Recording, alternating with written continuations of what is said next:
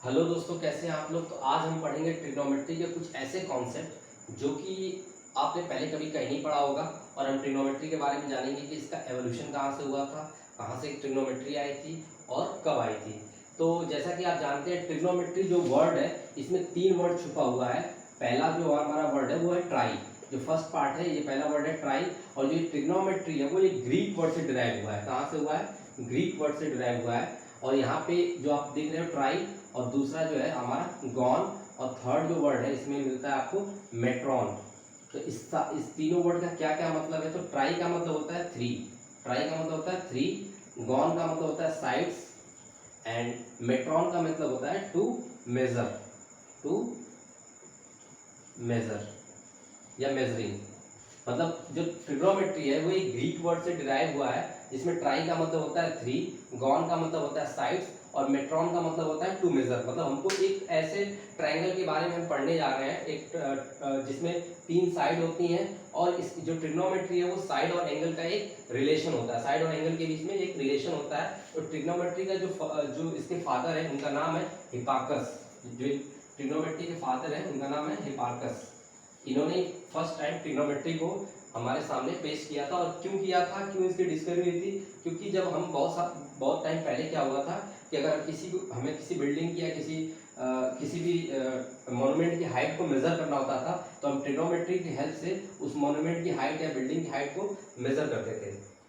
तो आज हम देखेंगे कि ट्रिग्नोमेट्री में हमारा जो ये तीनों ये इसमें जो रिलेशन है, जो इसमें टोटल आपके 6 ट्रिग्नोमेट्रिक रेशियोज होते हैं, जिनकी मदद से हम हाइट और बिल्डिंग की हाइट्स को और डिफरेंट रेशियोज को, एंगल और साइड्स के बीच में रिलेशन को फाइंड करते हैं। तो सबसे पहले हम देखेंगे हमारा जो ट्रिग्नोमेट्रिक 6 कौन कौन से रेशियोज हैं उनके बारे में हम जानेंगे। और एक ट्रायंगल में, एक राइट एंगल ट्रायंगल में एंगल और साइड के बीच में क्या रिलेशन होता है उसको हम देखेंगे। तो जो हमारा सबसे पहले जो ट्रिग्नोमेट्रिक रेशियो होता है वो होता है साइन थीटा, और दूसरा है हमारा कॉस थीटा, तीसरा है हमारा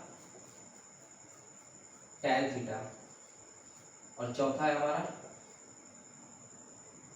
साइन का अपोजिट कॉसेक थीटा, पांचवा है हमारा सेक थीटा, एंड हमारा जो छठा ट्रिग्नोमेट्रिक रेशियो है वो है कॉट थीटा। अब ये जो 6 ट्रिग्नोमेट्रिक रेशियो है इसको हम ट्रायंगल की मदद से सीखेंगे और समझेंगे कि इसकी क्या क्या वैल्यू कैसे फाइंड करेंगे। तो सबसे पहले हम अपना एक राइट एंगल ट्रायंगल बना लेते हैं, राइट एंगल ट्रायंगल बना लेते हैं, और इसकी मदद से हम देखेंगे कि ये हमारा एक ABC क्या है, एक राइट एंगल ट्रायंगल है, एंगल बी पे 90 डिग्री। इसमें हम देखेंगे जो हमारा BC है वो हमारा क्या है, परपेंडिकुलर है,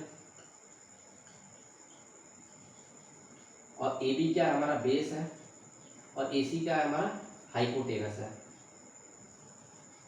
तो जैसा कि हम परपेंडिकुलर को P से डिनोट करेंगे, बेस को B से डिनोट करेंगे, और हाइपोटेनस को S से डिनोट करेंगे। तो इससे पहले आपको बता दें, जो 6 ट्रिग्नोमेट्रिक रेशियो है इसमें बहुत बच्चे कंफ्यूज होते होंगे इसको कैसे याद करें, इसका फार्मूला क्या होगा, और बार बार भूल जाते हैं कि कैसे इसको याद करें। तो आज मैं आपको एक ऐसा शॉर्ट ट्रिक बताने वाला हूँ जिसको आपको हमेशा अपनी जिंदगी भर ये याद रहेगा, आपको रटने की जरूरत नहीं पड़ेगी। उसके लिए अब आप देखिए, तो सबसे पहले आपको सिर्फ 2 इसमें ट्रिग्नोमेट्रिक रेशियो है जो आपको लर्न करना है, बाकी जो 4 है वो आप ऑटोमेटिक आप यहाँ से फाइंड आउट कर सकते हैं। तो जो आपका जो पहला ट्रिग्नोमेट्रिक रेशियो साइन थीटा, अगर हम इस एंगल को थीटा मान लें तो इस थीटा के रिस्पेक्ट में यहाँ पे जो साइन थीटा की जो वैल्यू होगी, ये थीटा इससे मल्टीप्लाई नहीं हो रहा है, जो साइन है थीटा वाले एंगल पे, जो एंगल ए और एंगल सी है हमारा एक एक्यूट एंगल है। तो एक्यूट एंगल पे ही हम अप्लाई करते हैं ट्रिग्नोमेट्रिक रेशियोज को। तो हम साइन थीटा की एंगल पे देखें तो जो साइन थीटा की जो वैल्यू होती है वो होती है perpendicular upon hypotenuse, perpendicular upon hypotenuse. Perpendicular को हमने P से डिनोट किया है और हाइपोटेनस को H से डिनोट किया है। यहाँ पे आप इसको BC अपॉन AC भी लिख सकते हैं। तो अब आपको मैंने बताया कि आपको सिर्फ 2 ही ट्रिग्नोमेट्रिक रेशियो याद करने हैं। कौन कौन से? तो एक तो साइन थीटा याद करना है, और दूसरा क्या याद करना है? दूसरा आपको याद करना है कॉस थीटा। कॉस थीटा क्या होता है? Base upon hypotenuse. तो बेस को हमने B से डिनोट कर लेते हैं, और हाइपोटेनस को हम S से डिनोट कर लेंगे। यानी इसको आप और भी क्या लिख सकते हैं? इसको लिख सकते हैं AB अपॉन AC। और आपको सिर्फ यही दोनों ट्रिग्नोमेट्रिक रेशियोज की मदद से बाकी हम जो हमारे टैन थीटा है, कॉसेक थीटा है, सेक थीटा और कॉट थीटा की वैल्यू को लर्न करेंगे। तो कैसे करेंगे? देखिए, जो टैन थीटा की वैल्यू होती है आप यहाँ पे याद करिए, जो टैन थीटा होता है वो होता है साइन थीटा और कॉस थीटा का क्या होता है, रेशियो होता है। टेन थीटा क्या होता है, साइन थीटा और कॉस थीटा का रेशियो होता है। तो साइन थीटा हमने पहले निकाल चुके हैं, क्या होता है, perpendicular upon hypotenuse. Sine theta हमारा क्या होता है, परपेंडिकुलर अपॉन हाइपोटेनस। और जो हमारा कॉस थीटा क्या होता है, तो कॉस थीटा हमने निकाल लिया बेस अपॉन हाइपोटेनस। क्या होता है, बेस अपॉन हाइपोटेनस। अगर हम हाइपोटेनस को काट दें यहाँ पे, तो हम लिख सकते हैं कि जो हमारा टेन थीटा होता है वो किसके बराबर हो जाएगा, परपेंडिकुलर अपॉन बेस के। जो हमारा टेन थीटा है वो परपेंडिकुलर अपॉन बेस के बराबर हो जाएगा। और जो हमारा फोर्थ जो क्वांटिटी था जिसको हम बोलते हैं कॉसेक थीटा, जो हमारा फोर्थ ट्रिग्नोमेट्रिक रेशियो है कॉसेक थीटा, वो क्या हो जाएगा, वो आपका हमेशा जो साइन थीटा होता है उसी का उल्टा होता है, उसी का रेसिप्रोकल होता है। जो कॉसेक थीटा होता है वो साइन थीटा का रेसिप्रोकल होता है। तो हम साइन थीटा की वैल्यू निकाल रखी है, क्या है, परपेंडिकुलर अपॉन हाइपोटेनस। तो कॉसेक थीटा हमारा क्या हो जाएगा, हाइपोटेनस अपॉन परपेंडिकुलर। मतलब हमको सिर्फ साइन थीटा और कॉस थीटा की वैल्यू में याद किया था। साइन थीटा क्या होता है, perpendicular upon hypotenuse. Cosec theta क्या होता है, बेस अपॉन हाइपोटेनस। तो हमने निकाल लिया जो tan थीटा होता है वो sin थीटा और cos थीटा का रेशियो होता है। तो sin थीटा की वैल्यू हमने रख दी और cos थीटा की वैल्यू रख दी, तो हमारा tan थीटा आ गया परपेंडिकुलर अपॉन बेस। उसी तरह मैंने बताया कि जो cosec थीटा होता है वो sin थीटा का रेसिप्रोकल होता है। तो सिंपली आपको क्या करना है कि sin थीटा का जो हमने निकाला है वैल्यू परपेंडिकुलर अपॉन हाइपोटेनस, आपको उसको रिवर्स कर देना है। रिवर्स करने का मतलब ये आपका क्या हो जाएगा, हाइपोटेनस अपॉन परपेंडिकुलर हो जाएगा। इसी तरह जो फिफ्थ ट्रिग्नोमेट्रिक रेशियोज है वो क्या है आपका cos थीटा, और cos थीटा का अपोजिट क्या होता है, sec थीटा। सेक थीटा जो है वो हमेशा cos थीटा का रेसिप्रोकल होता है। और cos थीटा की वैल्यू हमने निकाल रखी है बेस अपॉन हाइपोटेनस। तो आपको इसका रिवर्स करके लिख देना है, यानी आपका क्या हो जाएगा, हाइपोटेनस अपॉन बेस। ये हो गया। और जो सिक्स्थ ट्रिग्नोमेट्रिक रेशियो है वो है आपका cot थीटा। और जो cot थीटा होता है वो tan थीटा का रेसिप्रोकल होता है। और tan थीटा का वैल्यू हमने निकाली है परपेंडिकुलर अपॉन बेस। तो ये हमारा क्या हो जाएगा, बेस अपॉन परपेंडिकुलर। तो आप लोग देख रहे हैं कि कैसे हमने सिक्स हमारा जो 6 ट्रिग्नोमेट्रिक रेशियो है उसको हम बहुत ही आसान तरीके से सिर्फ दो साइन थीटा और कॉस थीटा की मदद से हमने सारे ट्रिग्नोमेट्रिक रेशियो को निकाल लिया है। इससे आपको लर्न करने की जरूरत नहीं पड़ेगी, आप आराम से सिर्फ आपको साइन थीटा और कॉस थीटा याद करना है, बाकी जितने 6 ट्रिग्नोमेट्रिक रेशियो है उसको आप निकाल सकते हैं। अब हम इस कॉन्सेप्ट पे कुछ क्वेश्चन देखेंगे और उस क्वेश्चन को हम सॉल्व करने की कोशिश करेंगे। तो जैसा कि आप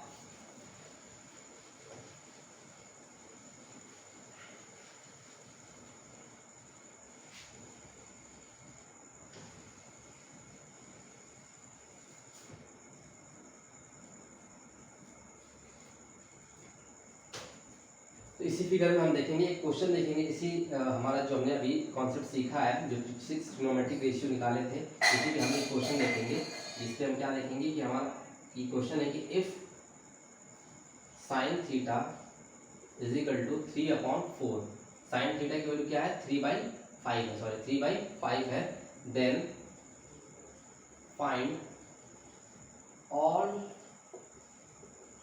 ट्रिगोनोमेट्रिक रेशियोज। आपको सारे ट्रिग्नोमेट्रिक रेशियोज को फाइंड करना है। साइन थीटा का वैल्यू आपको दे रखा है 3/5 और आपको सारी ट्रिग्नोमेट्रिक रेशियो को फाइंड करना है। तो जैसा कि हमने लिखा, अभी हमने पढ़ा था कि साइन थीटा जो होता है वो होता है हमेशा परपेंडिकुलर अपॉन हाइपोटेनस। और हमको क्या दे रखा है, यहाँ पे 3/5 दे रखा है। साइन थीटा का वैल्यू 3/5 दे रखा है, यानी हमारा जो परपेंडिकुलर है, अगर हम इसको परपेंडिकुलर हमारा इस ट्रायंगल में क्या है, BC है, अगर इसको हम 3K मान ले और हाइपोटेनस को हम क्या मान ले, ये हमारा 5K हो जाएगा। क्योंकि ये जो रेशियो दे रखा है ये आपको एक्चुअल वैल्यू नहीं दे रखा है, ये 3/5 क्या दे रखा है, एक रेशियो दे रखा है। तो हम यहाँ पे ये आपका 3 के मल्टीपल के फॉर्म में, और ये हमारी जो साइड AC है उसकी एक्चुअल लेंथ 5 के मल्टीपल के फॉर्म में है। तो यहाँ पे हम BC को क्या मान लेंगे, 3K मान लेंगे, और AC को क्या मान लेंगे, 5K मान लेंगे। तो अब हम पाइथागोरस थ्योरम लगा के यहाँ से AB की लेंथ को निकालेंगे। तो AB की लेंथ हम कैसे निकालेंगे, तो हमने पढ़ रखा है पाइथागोरस थ्योरम से कि जो AC का स्क्वायर होता है, यानी हाइपोटेनस का जो स्क्वायर होता है वो परपेंडिकुलर के स्क्वायर और बेस के स्क्वायर के सम के बराबर होता है।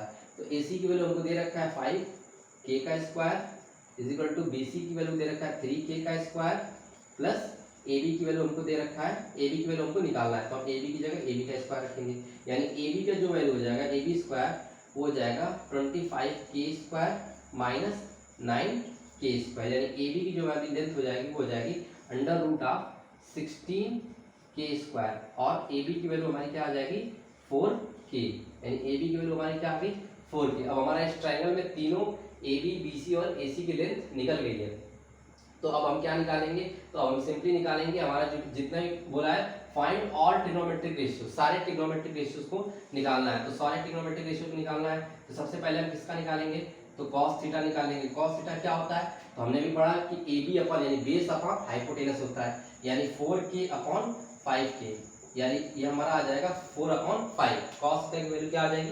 4/5। उसी तरह हम दूसरा हमारा क्या है ट्रिग्नोमेट्रिक रेशियो, तो दूसरा हमारा tan थीटा। tan थीटा की वैल्यू क्या हो जाएगी, तो tan थीटा हमने पढ़ा था base upon perpendicular upon base, यानी sin theta by cos theta.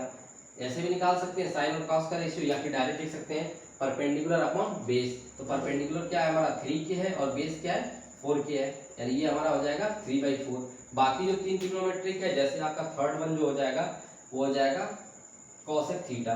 तो cosec थीटा क्या होता है, वो sin थीटा का रेसिप्रोकल होता है, तो आप इसी को जस्ट रिवर्स कर दीजिए, यानी ये हमारा 5/3 हो गया। उसी तरह जो हमारा फोर्थ वन है वो क्या है, वो sec थीटा होता है, और sec थीटा क्या होता है, वो cos थीटा का रिवर्स होता है, यानी ये 4/5 है, तो आप इसको 5/4 कर दीजिए। उसी तरह हमारा जो फिफ्थ वाला है वो होता है tan थीटा, cot थीटा। तो cot थीटा क्या होता है, वो किसका रिवर्स होता है, तो tan थीटा का होता है, यानी 3/4 है, तो ये 4/3 हो जाएगा। तो इस तरह हमने देखा कि हमारा जो 6 ट्रिग्नोमेट्रिक रेशियोज था वो हम इस ट्रायंगल की मेथड से हम आराम से आपको एग्जाम में भी ऐसा क्वेश्चन कभी कोई देखने को मिल जाता है बोर्ड के एग्जाम में, या आपको सिर्फ sin थीटा की वैल्यू दे देगा या फिर tan थीटा या कोई एक ट्रिग्नोमेट्रिक रेशियो दे देगा और आपसे सारे ट्रिग्नोमेट्रिक रेशियो को फाइंड करने के लिए बोलेगा। तो इस मेथड से हम इस तरीके से सारे ट्रिग्नोमेट्रिक रेशियोज को फाइंड कर सकते हैं। तो अब हम पढ़ेंगे हमारा अगला जो टॉपिक है एंगल के लिए, ट्रिग्नोमेट्रिक रेशियो का किस एंगल पे कितनी वैल्यू होती है।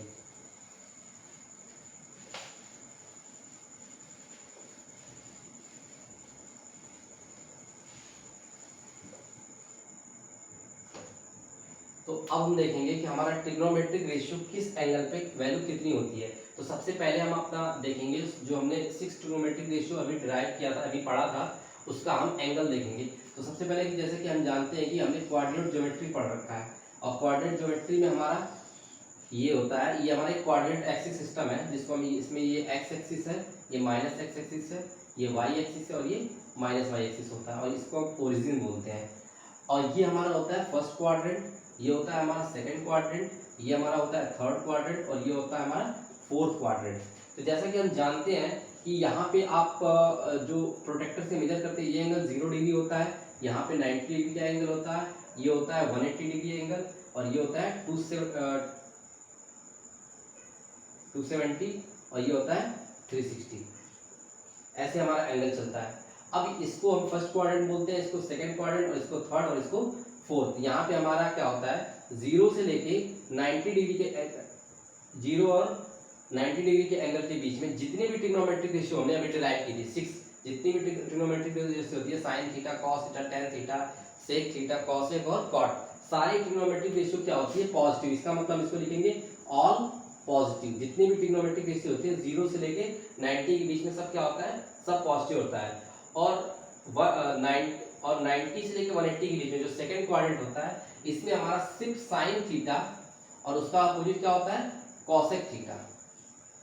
sin थीटा और cosec थीटा क्या होता है पॉजिटिव होता है, और बाकी जो ट्रिग्नोमेट्रिक रेशियो हैं जितने भी इसको रेस्ट जो sin थीटा और cos थीटा को छोड़ के जो बाकी 4 ट्रिग्नोमेट्रिक रेशियो वो निगेटिव होती है। मतलब आपको सेकंड क्वाड्रेंट में क्या होता है sin और cosec क्या होता है पॉजिटिव होता है, बाकी सब नेगेटिव होते हैं। उसी तरह जो थर्ड क्वाड्रेंट है यहाँ पे आपका क्या होता है जो tan थीटा होता है और उसका अपोजिट क्या होता है cot थीटा, ये पॉजिटिव होता है और बाकी सब नेगेटिव होता है। उसी से जो फोर्थ क्वाड्रेंट है यहाँ पे हमारा क्या होता है tan और cos थीटा और sec थीटा, ये पॉजिटिव होता है, बाकी सब निगेटिव होता है।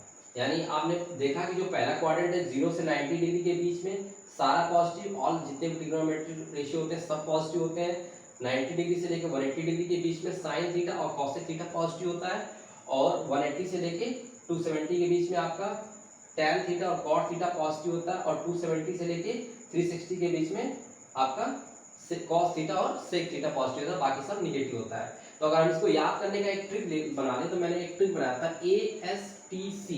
ASTC का मतलब होता है ऑल, ए फॉर हो गया ऑल, एस का मतलब हो गया साइन थीटा, टी का मतलब हो गया टैन थीटा और सी से मतलब हो गया कॉस थीटा।